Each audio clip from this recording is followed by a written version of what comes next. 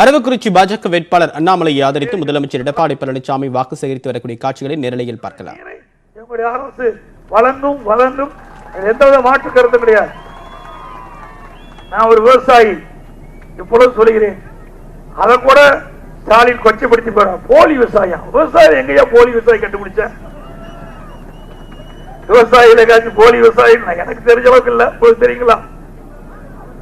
அவெல்லாம் கிராமத்தில் பிறந்து வளர்ந்தவங்க. ஏன்னா அவர்லாம் ராஜா வீட்டு பேரனை குட்டி மாதிரி இருந்தவர். அப்படித்தான் பேசுவார். ஏன்னா விவசாயிகள் அப்படி கொச்சைப்படுத்துகிற தலைவர் அவர் ஆளம் துடிக்கிறார். எண்ணி பாருங்க.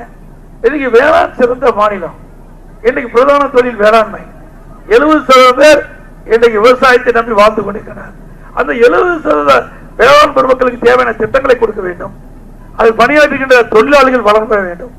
விவசாயிகள் ஏற்றம் பெற வேண்டும். அதுதான் என்னுடைய சிந்தனை. இன்றைக்கு ஒரு விவசாயி முதலமைச்சர் இருக்கிற காலத்திலாம் குடிமராமத்து திட்டத்தை கொண்டு வந்தேன். குடிமராமத்து திட்டத்துக்கு முன்னாடி யாரு கொண்டு வந்தா? ஏரி குளம் குட்டை எல்லாம் தூர்வாரி இன்றைக்கு பெய்கின்ற மழை நீர் தேக்கி வைக்கணும். ஏன்னா அது மிக முக்கியம். விவசாயத்துக்கு நீர் தான் முக்கியம்.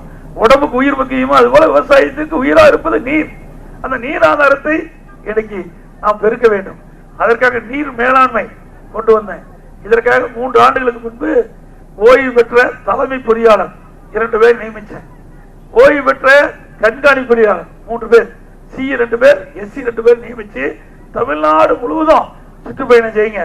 எங்கெங்கெல்லாம் ஓடையின் வழியாக நதியின் வழியாக நீர் வீணா போய் கடல் கலக்குதோ அங்கெல்லாம் நாம தடுப்பணை கட்டலாம். அதையெல்லாம் அரசாங்கத்துக்கு அறிக்கையா கொடுன்னு சொன்னேன். அவருடைய அறிக்கையின் பேரில் தான் நஞ்ச புகழூர்ல இன்றைக்கு கதவணை கட்டுறோம்.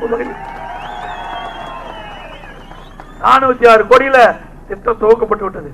அந்த பணி நடக்குது. 3/4 TMC தண்ணி தேக்கப்படும். அப்படி தேக்கின்ற பொழுது சுற்றுவட்டார பகுதி நிலத்தடி நீர் உயர்ந்து விவசாய தேவை நீர் கிடைக்கும், குடிப்பதற்கு தேவை நீர் கிடைக்கும். ஒரு விவசாயம் இருக்கிற காரணத்தாலதான் இந்த நீர் மேலாண்மை அமைப்பை சிறப்பாக செயல்படுத்தி இருக்கோம். எங்க ஓடையா இருந்தாலும் சரி, சின்ன ஓடையா இருந்தா கூட ஒரு 5 லட்சம், 10 லட்சம், 20 லட்சம், 1 கோடி இப்படி நிதி ஒதுக்கீடு செஞ்சு அங்க பெய்கின்ற மழை நீர் அங்கேயே தேங்க வேணும்.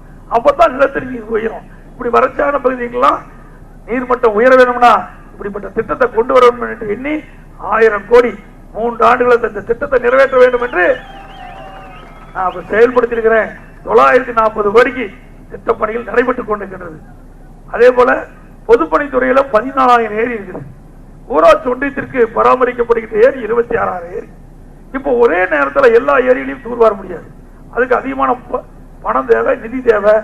ஒவ்வொரு ஆண்டும் ஒரு குறிப்பிட்ட அளவு பொதுப்பணித்துறை கீழ் இருக்கின்ற ஏரிகள் எடுத்துக் கொள்ளப்பட்டு நாங்கள் தூர்வாரிட்டு இருக்கிறோம். இதுவரைக்கும் 6,000 ஏரிகள் தூர்வாரப்படுகின்றன. இதற்காக 1,300 கோடி ரூபாய் அரசாங்கம் ஒதுக்கீடு செய்யப்படுகிறது.